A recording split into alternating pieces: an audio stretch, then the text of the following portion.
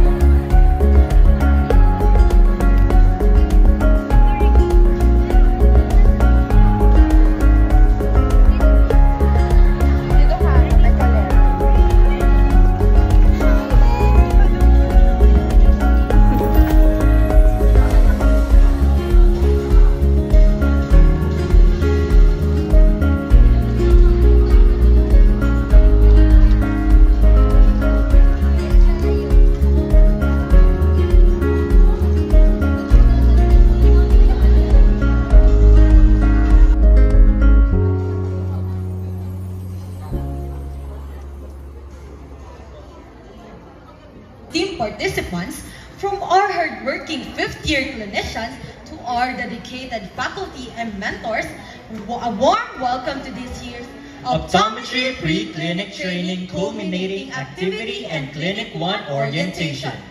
With the theme of Saving Sight, Shaping Futures, Bringing Clinical Optometry into Focus. Time as a student, naka-white coat, may kaba sa clinic, puyat sa case reports, at syempre may excitement din.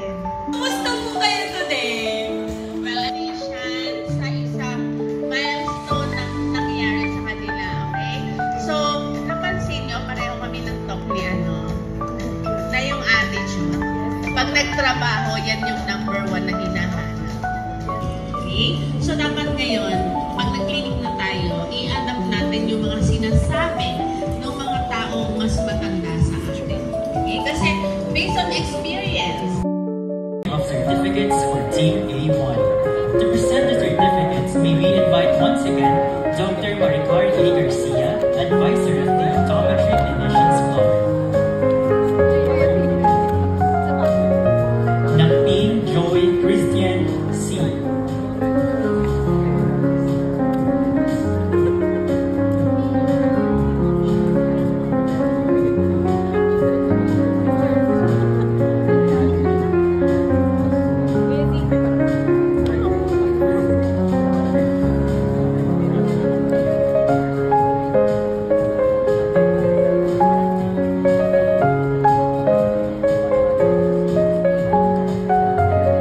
Pacheco Kyle L.M.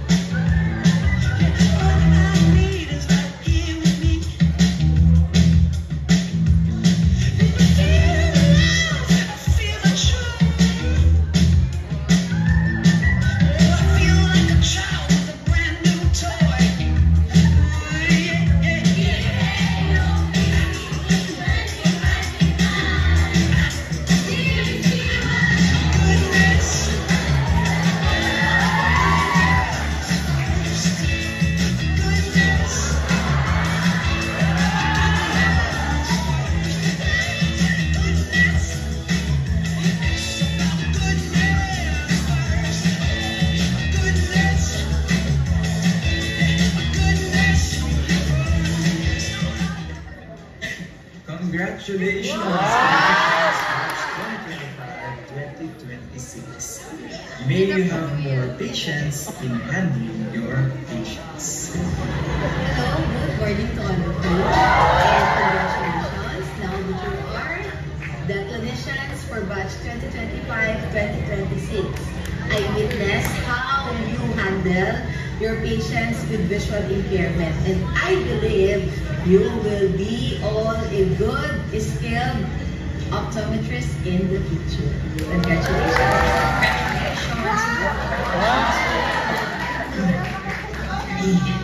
don't forget to always make your parents proud. Here we are, at top of the stars. Never thought we'd ever get this far. We live for more. It's like this, we do it. And moments like this. Here we are, this is a time. Like a dream coming to life. We live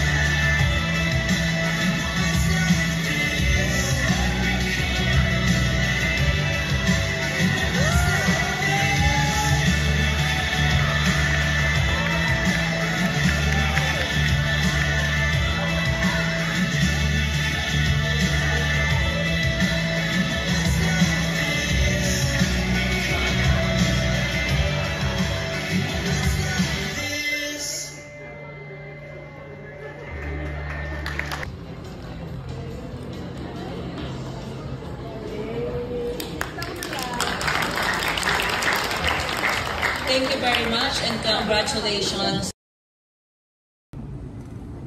Hi guys! So, good morning! Hindi ako nakapag-vlog kahapon kasi nga I tried to take snippet. So, today is 7 AM na kinabukasan. And after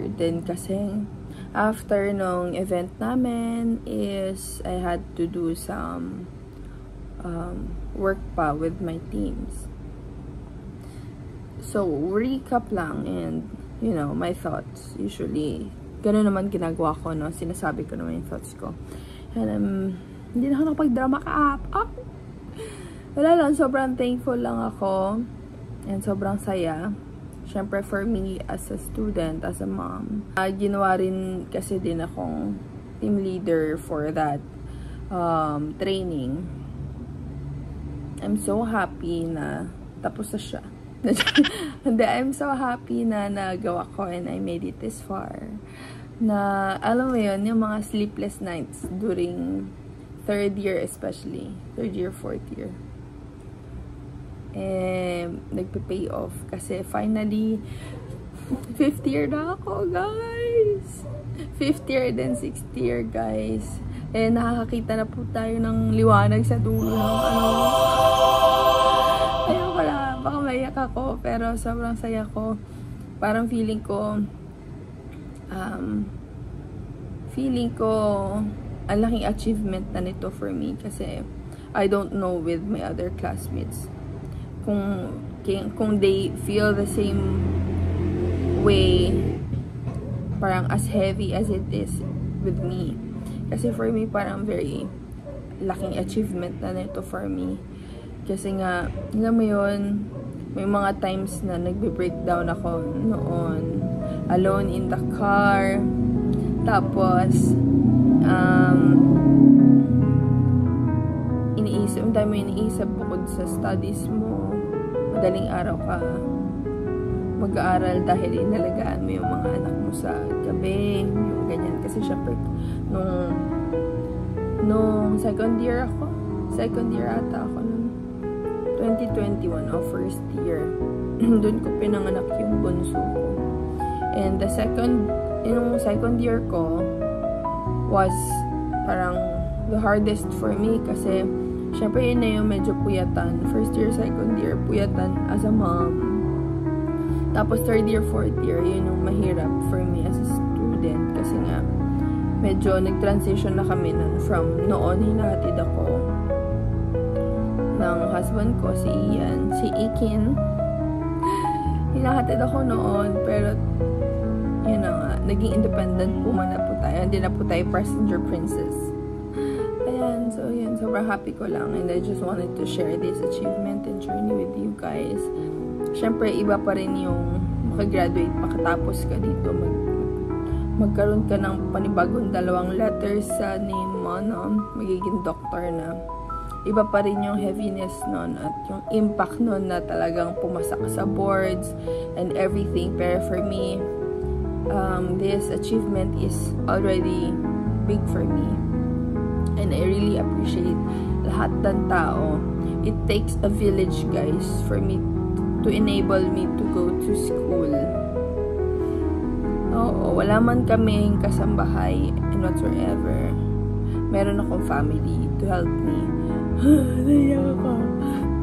Meron na hotel. Sobrang grateful ko sa kanila kasi yun yung blessing ko na not everybody has someone na they can rely on. And I have that.